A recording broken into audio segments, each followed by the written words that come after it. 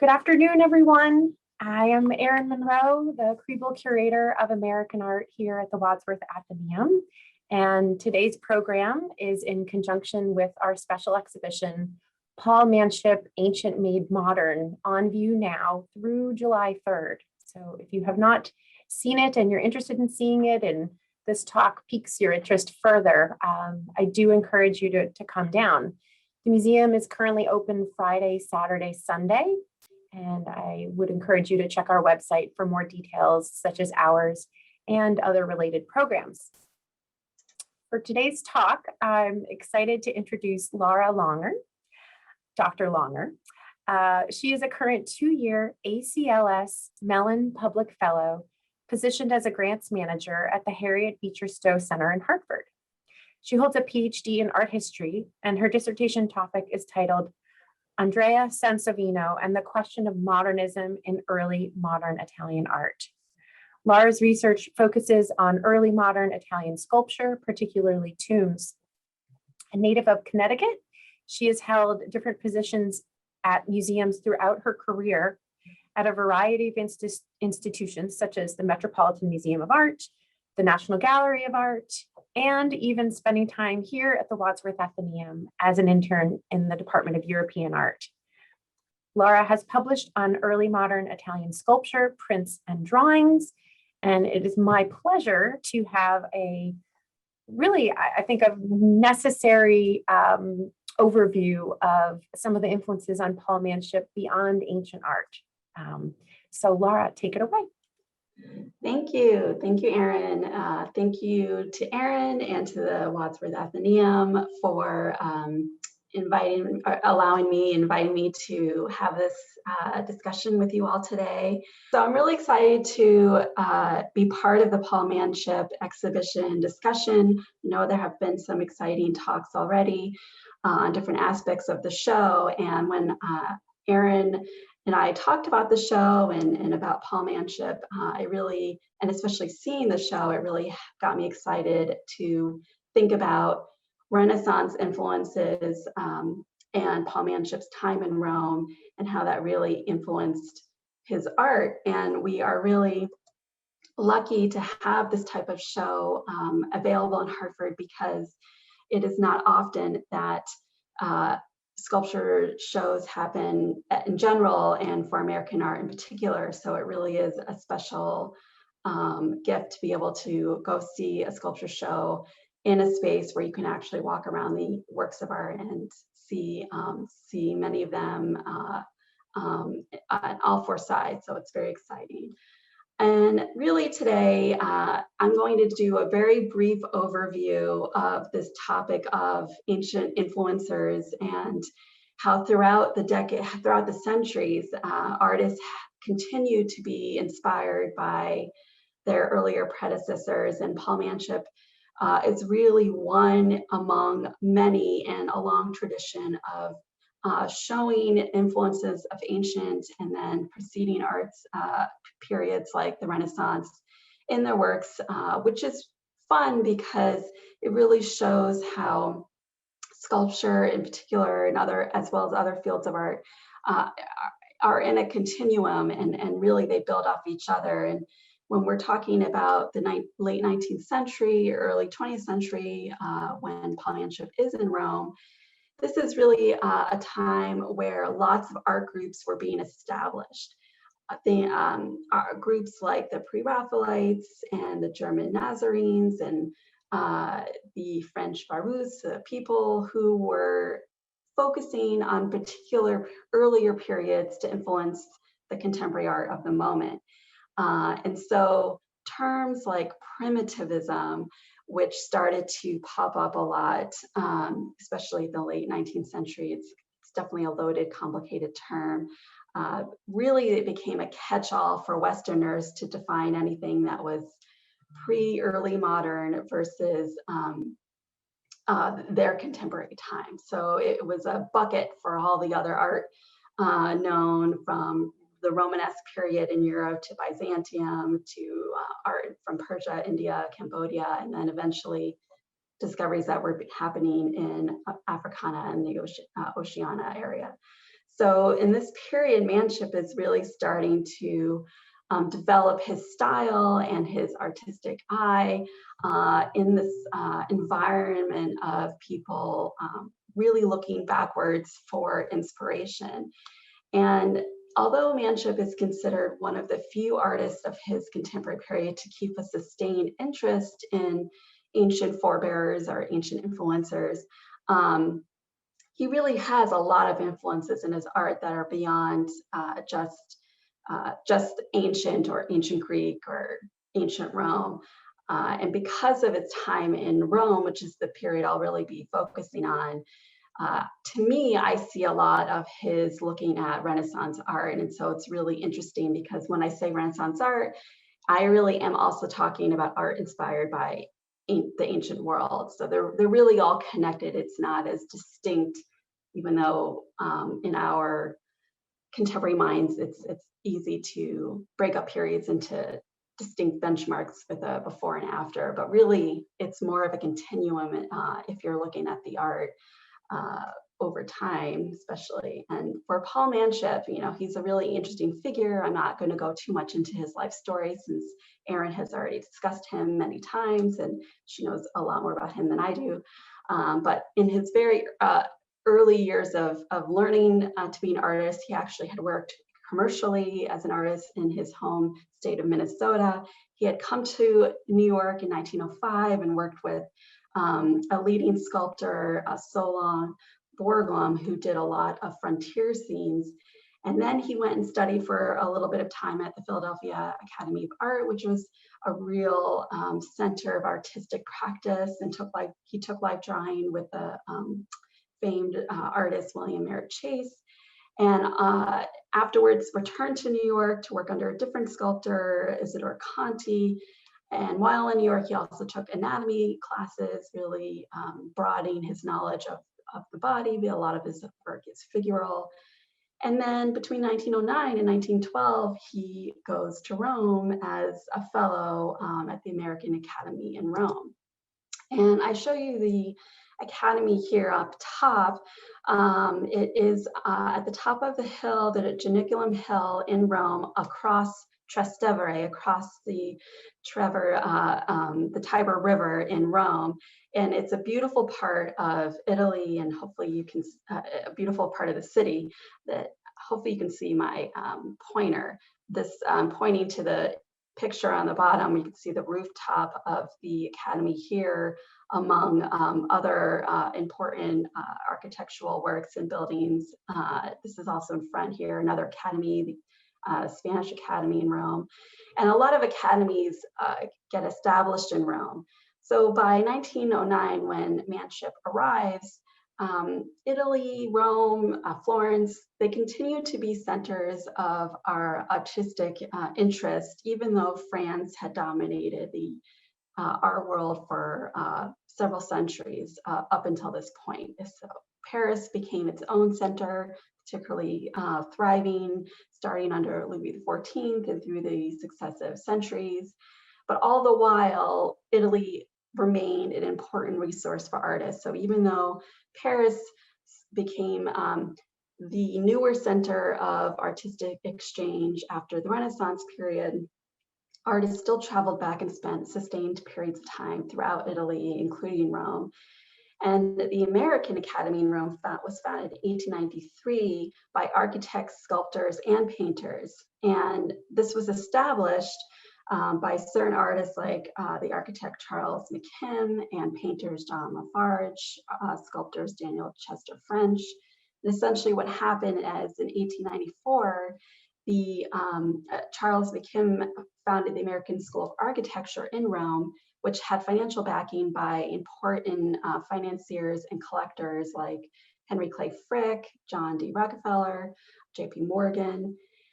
In the successive year, the Archaeological Institute of America founded the American School of Classical Studies in Rome, and then those two schools merged to become the American Academy in Rome. So the American Academy is not just for artists, it's also for people studying all of these types of interdisciplinary fields.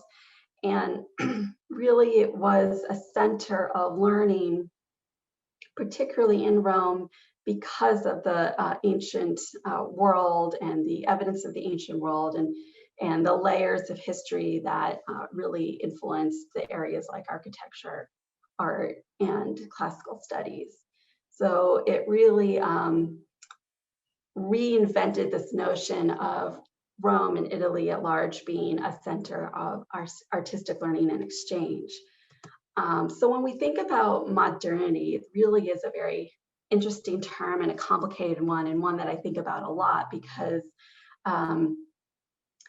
it means slightly different things to different people depending on the era that you live in. And when we think of what we consider modern, and we talk about the early modern period, we tend to start with the Renaissance around 1450-ish, 1430 to, again, those benchmarks of time are a little fluid. And one of the early progenitors of this idea of modernity is the name Leon Battista Alberti, which might be familiar to a lot of people. And I'm just showing one of the frontispieces of his treatises. He was a theorist and an architect, and had published 3 important treatises on architecture, painting, and sculpture. Now, interestingly, the sculpture treatise was the shortest one and also the more technical one. So more of his interest and focus was in architecture and painting.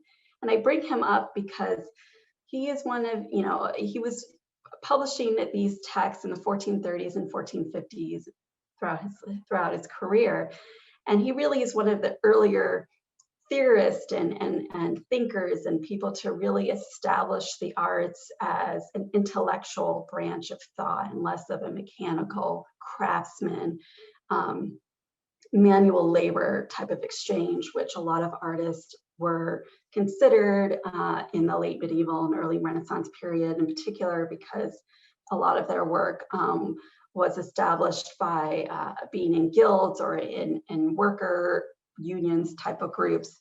And so people like Alberti wanted to elevate this notion of art as an intellectual practice, and one that was in line with ideas of humanistic study like logic, grammar, rhetoric, geometry, and those types of studies. And for the Renaissance, living around mid 1450s and later, really the notion that came from Plato, this idea that art is a copy of things from nature. So this is a really fundamental idea of what it means to be modern, is being able to reestablish the elements of nature in your art. This concept gets reimagined and reconsidered throughout the Renaissance period, and it continues on throughout the centuries, even up through Manship in the 20th century in America. Another important thinker century later from Alberti is Giorgio Vasari, and Vasari is he's highlighted as the first art historian, so to speak, in that he published 2 different sets of volumes in 1515 and 1568 about artists in Italy, architects, sculptors, and painters in Italy. And for Vasari, being able to surpass the ancients was part of his thinking of being an excellent artist. So in being modern and being extraordinary in your skill, in his mind, that equated equaling the value of ancient works and also surpassing them. One example of this thought comes from this artist, Andrea Santucci, and I confess, I'm bringing him up because he was a topic of my dissertation, and I can go on and on about him, but I am actually trying to make an objective point that in many of Vasari's biographies on artists that he writes about, he likes to use these words, these adjectives that describe this idea of bringing art to life in a way that's even better than what ancient art did. And in this particular example here, this is known as the trio of Saint Mary, Saint Anne, and the baby Jesus. This was done around 1512 at the Church of Sant'Agostino in Rome. It is on one of these main columns that frames the central walkway in the church. And in his biography, he discusses this idea of the vitality of the sculpture. Now, this particular sculpture is really fascinating because it was so highly praised in its time in 1512 that over roughly around 130 poems were created to honor this work of art. And one example is by the poet Aratinus, who emphasized that if, quote, breath could have been made by the art of Andreas, this triple divinity of marble would be breathing. Words like breathing marble, beyond the ancients, beautiful. These are all terms that in the Renaissance period identified as the modern perception of what the best kind of art is. And just for fun, if you are looking at this fresco above the sculpture and wondering that if it looks familiar, you would be correct. If you're to guess who it might be, I'll give you just a couple seconds to think. If you're thinking, well, it looks like Michelangelo, you would be correct, but in fact, it's actually painted by Raphael. And if you're wondering, oh, wow, that painting looks a lot like something Michelangelo would do, you're right, and we could talk about why later, but that's just another fascinating part of the story of this work of sculpture, is that it is directly below a fresco by Raphael. Okay, going back in time from 1512, another important early artist that brings this idea of referencing or copying the ancient world is as early as the early 14th century, mid 1350s, in this particular work here by the artist Nicola Pizzano and his workshop working on the pulpit for the baptistry at Pisa Cathedral in 1355 to around 1360. These are really extraordinary works of sculpture for many reasons, and there's just so much to say about each example here, but I just wanted to point out that this figure here, known as Daniel and the Lions story from the New Testament, and I pointed out where he's located here on the pulpit, this is actually pinpointed as one of the earliest examples of what we would identify as Renaissance or early modern, because of its direct reference to ancient art. And if you're wondering what direct reference to ancient art means, I'm showing you two examples of Hercules figures from two sarcophagi. The top one coming from around the 2nd century CE, and it is actually in the location next to Pisa Cathedral in an ancient cemetery known as the Campo Santo, where it was used in the medieval period and later as a burial ground. But what's really remarkable about it, and if you get a chance to go to Pisa Cathedral, you can walk around the Campo Santo and see these ancient sarcophagi, which are really just phenomenal. There are plenty of examples that Renaissance artists would have known to reference in their contemporary works. And so this idea of a male nude in this position where he's standing, leaning, putting weight onto one leg is what we call a contrapposto position. The one below being a high relief, a more modeled, highly formed, carved out away from the face of the marble. This is a sarcophagus that's in a museum in Rome from the 3rd century CE, showing some of the trials of Hercules. And this figure in particular has been considered potentially as a direct reference for Nicola Pizzano's Daniel. So this is one of the earlier examples of the notion of taking what Italian artists see from the ancient world and reimagining it now, and what we're going to see as more directly religious Catholic art. So it is an element that gets employed in a million different ways with a million different examples. And I could certainly spend a whole year seminar going through these type of things for people.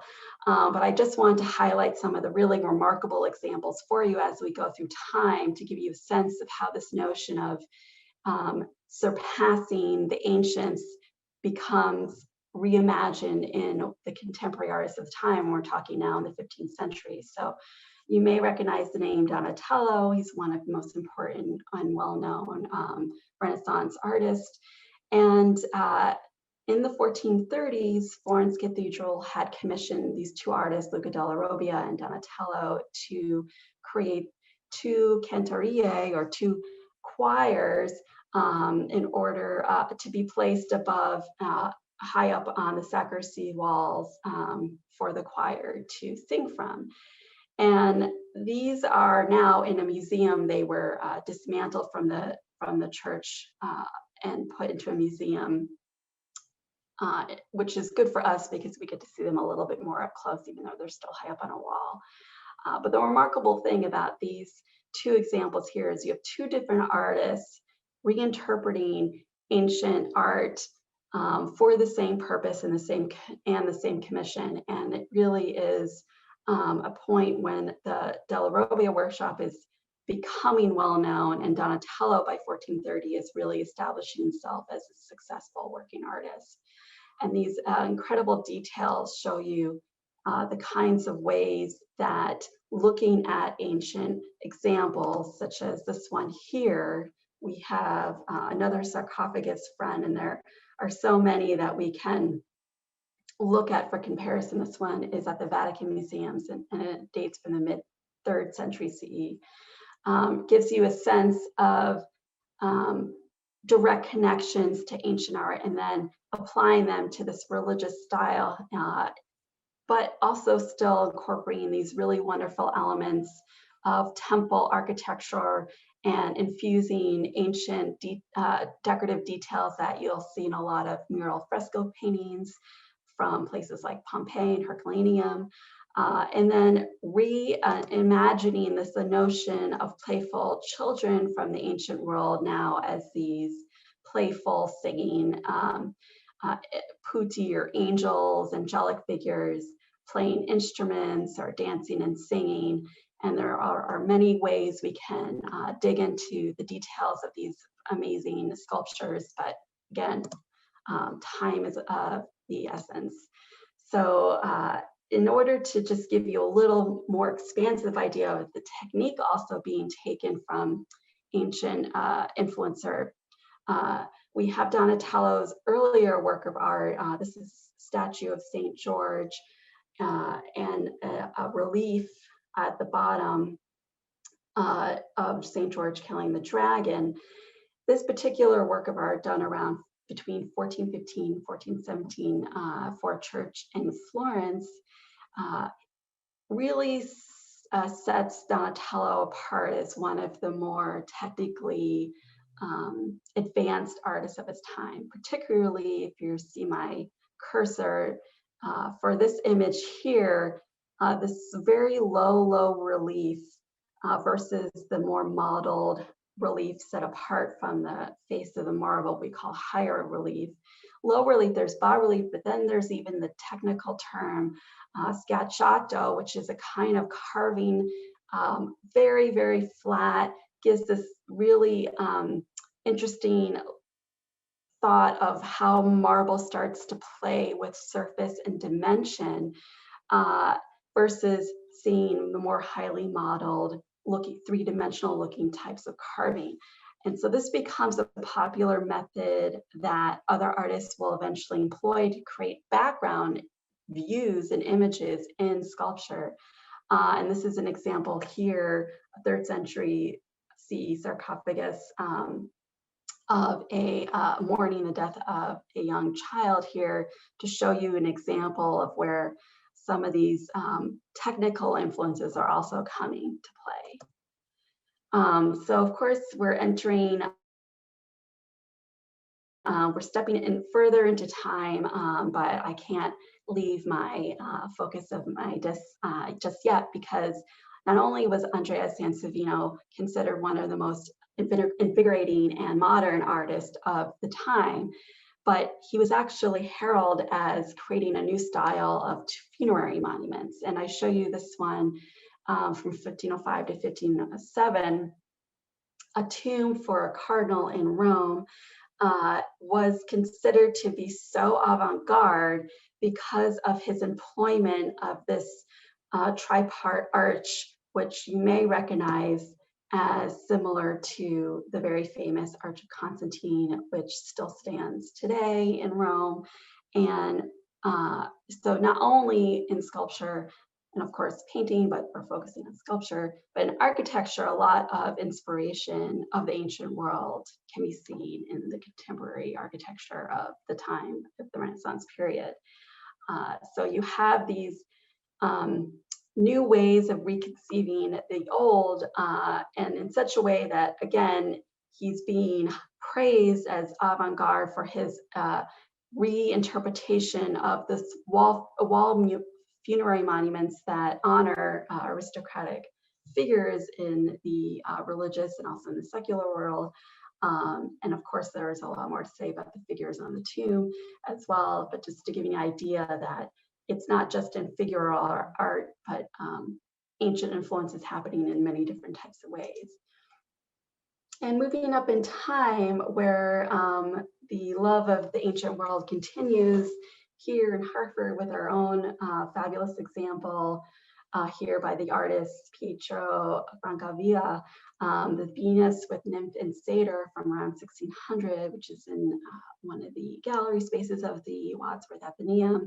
This is really amazing work of sculpture. This particular artist was Franco-Flemish, but he spent time in Florence and had worked with the late Mannerist sculptor John Bologna, who's one of the more well-known late Renaissance sculptors.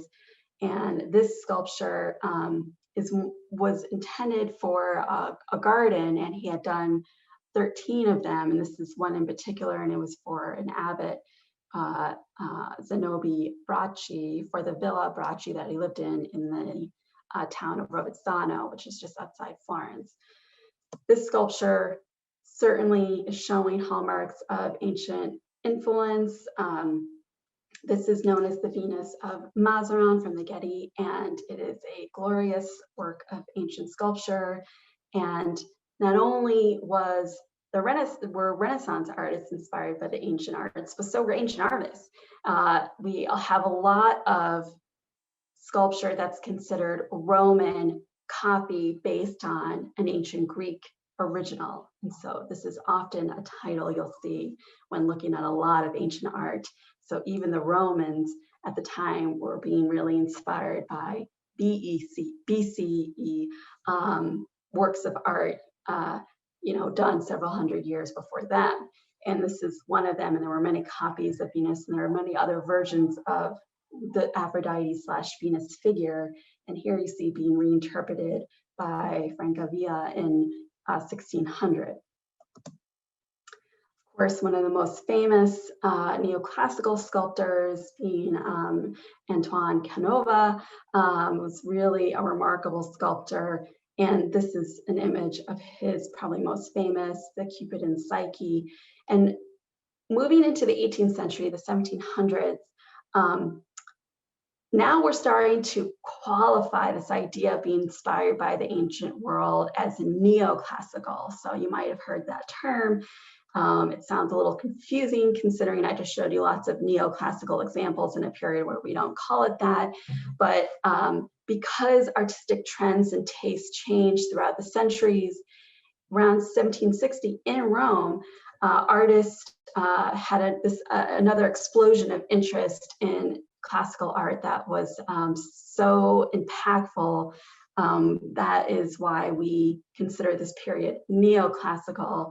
Of course, by the 18th century, we are now going through a lot of human intellectual development and industrial revolution. We're entering into revolutions in Europe and then the United States. So a lot of change is happening in the world, and you're starting to find artists who want to sort of cement themselves back to the basics, so to speak, back to where you can take examples from the ancient world to either indicate imperial or more democratic republican notions and ideas. And while this work of art could be interpreted in many different ways, I show it to you mostly to give you a sense of how the idea of taking figural sculpture from the ancient world becomes reimagined here in the 18th century. And what's really interesting about Canova is his technique. This photo here shows you the translucency of the marble of the wings of Cupid. The pieces of marble were attached to the back of the figure separately and were devised in such a way to counterbalance the weight of the rest of the sculpture. So we are not settling in on a lot of details, unfortunately, of these works of art, but just to pause for a moment to show you really the truly tremendous quality of carving in this sculpture is really just extraordinary. In order to be able to see light shine through marble, you don't really think of it being able to do that, but for an artist to give you that sensation is just a real extraordinary testament to his skill. Okay, so moving up into time, we are in mid-19th century, 1850. This is another Wadsworth Atheneum gem by a really great artist, Antoine Louis. And the story here is Theseus slaying the centaur, a bronze work. And Barye is known for his vivid depictions of animals in action. So wild animals attacking prey, showing the naturalistic renderings of anatomy. These smaller works of bronze, these table setting type of works of art became very popular in the 18th and 19th centuries. And Barye was particularly successful in this genre. And here, of course, can't escape the ancient influencers. You see again this really wonderful Roman sarcophagus from around 150 CE, a story of centaurs themselves. This is a battle scene. There's a lot of classical imagery showing centaur battle scenes. And so it's no surprise that Barye is also thinking about earlier depictions of horses in battle and figures in battle, and how that gets translated into his own work. And now here we are. We've landed back into Hartford in the early 20th century. We've just digested a lot of information. And now we can look at Paul Manship in this new light of the tradition of looking back at ancient art throughout the centuries. Here I just show a few examples that are in the exhibition. This really extraordinary sculpture piece here of the centaur and dryad wood nymph done between 1905 and 1914. So it's during the period that he was studying in Rome. And the show does a really excellent job of showcasing where he is looking at ancient Greece and the ancient Greek world. But what I found really amazing about this work is that I think that the Renaissance and ancient and classical art, ancient Rome, are all still at play. So there's a lot to be seen here in this bronze work by Manship, in addition to the ancient Greek influences. So, you have his looking at centaur scenes potentially and horses in battle, that very low relief that's mimicking what you would see in painting on Greek vases is also being applied. It's that notion of the very low relief carving that Donatello really sanctioned. And even in the emotional drama and compositional setting of Manship's work, the image came to me right away of the Apollo and Daphne work of sculpture marble by Bernini, a really extraordinary 17th century sculptor who did some mythological scenes, including this one. And it just, I would bet my bottom dollar that Manship saw this work of marble and remembered this really intense, dramatic, emotional connection between the two figures as he's devising his scene here with the centaur and druid. So even if it's not a one-to-one copying from there are so many ways to take influence that resonate here and show you, how Manship is really interpreting earlier examples. Another great work by Manship is his David, done around the same period as the Centaur and Dryad. And doing a singular figure of David had some popularity in the Renaissance period. Donatello did a few, as did other artists. And this is actually an earlier Donatello version. He did a couple of Davids. This is an early one from 1408 that was intended for the Florence Cathedral. And I show you this because the positions are really quite similar. And that akimbo elbow we like to call, where it's a counterbalance point to the composition of the figure, the position of the head, and that kind of stoic position that Manship is referencing here is a little different from David's a little more relaxed contrapposto position. But you can see here that being in Italy, Manship is certainly absorbing all kinds of directions of influence and looking at these really amazing earlier forebears like Donatello. In a smaller bronze version work of art by Manship, this beautiful lyric muse figure, which is the first work you see when you enter the show. It's really just an astonishing work that was one of my favorites in the show. And I love it because I immediately thought of this work.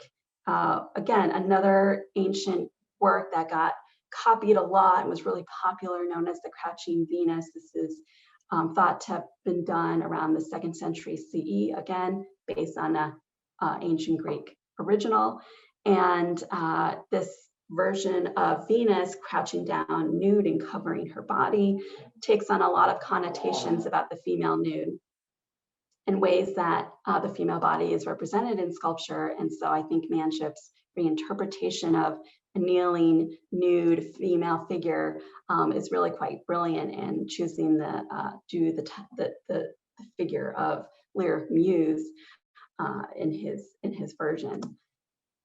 One of my other absolute favorites from the exhibition is just this really wonderful composition known as Flight of Night from 1916. Thought to be Artemis, the Greek goddess of the hunt and the moon. And the story is that every morning she is being chased by her brother Apollo, the sun. So now this idea of a woman in flight with flying drapery also has a really long precedent. And I just show you a few examples here. This is what's called a victory figure in the spandrel, which is at the top corner of an arch. And this one is from the Arch of Constantine that I had shown you earlier. This type of flying, flowing drapery, winged figure gets reinterpreted in a lot of ways. And hopefully you can see this. There's some winged angels holding up the epitaph of the for Leonardo Bruni, who was an important figure in the mid-15th century in Florence. These types of figures get reimagined many, many times throughout the Renaissance and Baroque period. And I certainly thought of this right away when I'm looking at Manship's wonderful composition of the female figure in flight with flowing drapery, absolutely directly connected to Renaissance and also ancient examples. And I could go on and on. I see them everywhere I look in Manship's art. This is just one example of one of his 4 elements, fire, that he did around later, around the same time, 1914, for the American Telephone and Telegraph Building in New York. Again, just to give you a sense of the compositional influences here, this is certainly a very popular motif that Manship is referencing. And so I'll just end it here with this really amazing example. And I hope that I have given you lots of new things to think about when you go and enjoy the show. I could go on, but I already have. So Erin, I'm happy to stop. And I hope I didn't go over too long. Thank you. Oh, Lara, that was fantastic. Thank you. I took a lot of notes. It's so dense. It's really unfair in a lot of ways because it's such a dense, really multifaceted topic. But I just wanted people to have a little tease, a little sense of, all the different things Manship might have been looking at. Right. And I think I appreciate obviously the possibilities, which are extremely likely, of some of those connections you made being Renaissance precedents, or just other examples that weren't strictly confined to ancient. And the part of the point of the exhibition, and it sounds like maybe Sansovino was credited as well for being imaginative and an original in his day, was to help understand how Manship's works differed from other sculptors of his day, whether it's Frederick Remington or Daniel Chester French, but also what was it that was highly original. And it was the kind of blending of styles and I think sort of boldly doing things in bronze and for Sansovino and marble that hadn't been done before. Absolutely. Even though the notion of looking back to ancient art or early art like the Renaissance is not new, it's all in how you reinterpret it. And Manship's technique is extraordinary. And also the way that he's re-envisioned the idea of the flying Victory or the crouching Venus, based on all of his experience being in New York and Philadelphia and then traveling in other parts of the world. They all inform why he made his art look the way that they do. Mm-hmm. So really this is just a piece of him, but I think that his time in Rome was clearly very formative to me as someone who spends a lot of time thinking about this period of art, both ancient and Renaissance, because really you can't do one without the other, in my opinion. Mm-hmm. It's really fun to see it re-envisioned in an early 20th century sculptor. So it's very exciting. And one other sort of obvious reason for the visual survey that you've just done is how pre-digital, pre-internet, you got to see different types of art. I mean, some of them may have been available as prints or engravings that could have been accessible without having to go to Rome, for example. But I do think we take for granted the immediacy of how we can look up art from all over the world that was just not, that's very different in Manship's era and even going back earlier in time. Yeah, definitely. The American Academy in Rome is very renowned. It's very established. It's an extreme honor to get that kind of fellowship. Even today, you have to be nominated. You go through a huge process to get accepted.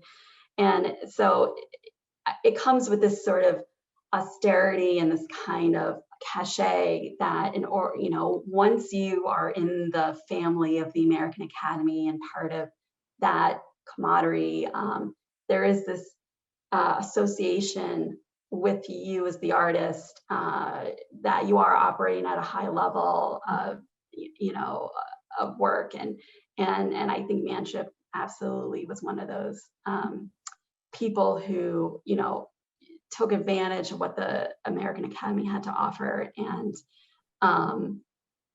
it's just inseparable to consider his work and then not consider the time he spent in Rome. It was really, he really took advantage of his time there, which we can see. Yes.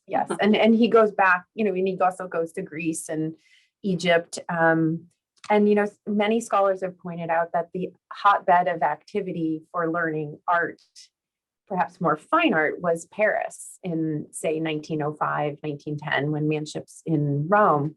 And that Rome did have kind of like a sculpture cachet, which is interesting because he could have easily had a different career trajectory, I think, if he had been in Paris, and just a different kind of aesthetic moment and ambiance. So I don't know.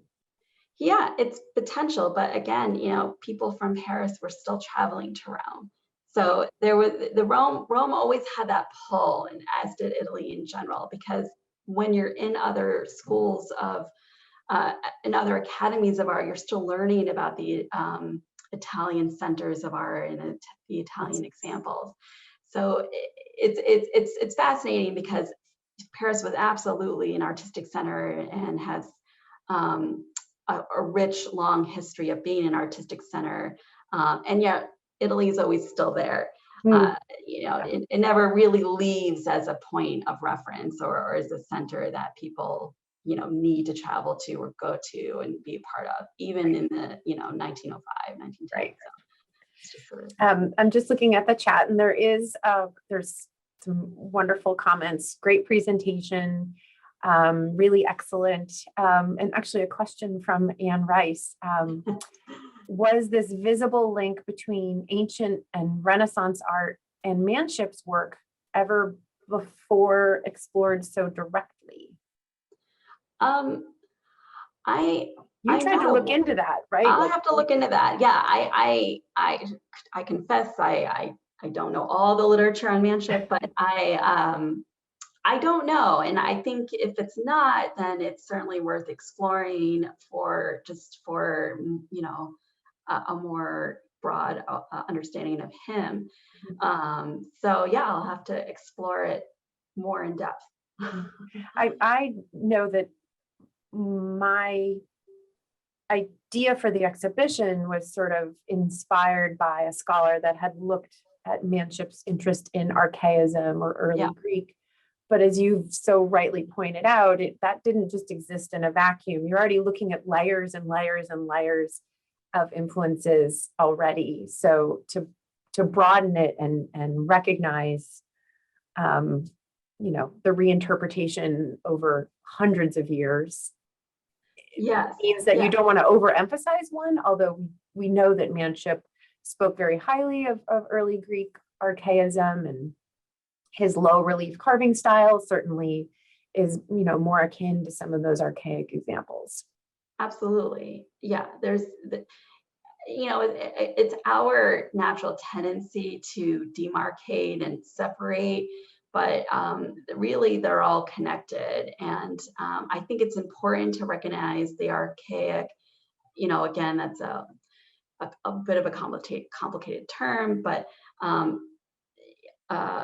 he just had many different realms of influence, and they all conspired together to become the art of Paul Manship. And I just think there's just more to say about him at the end of the day.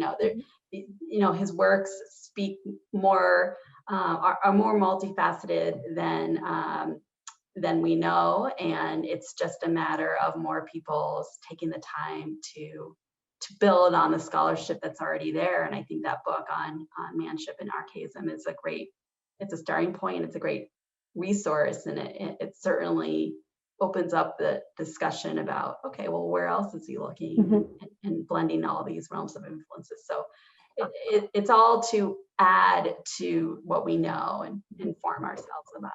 Yeah.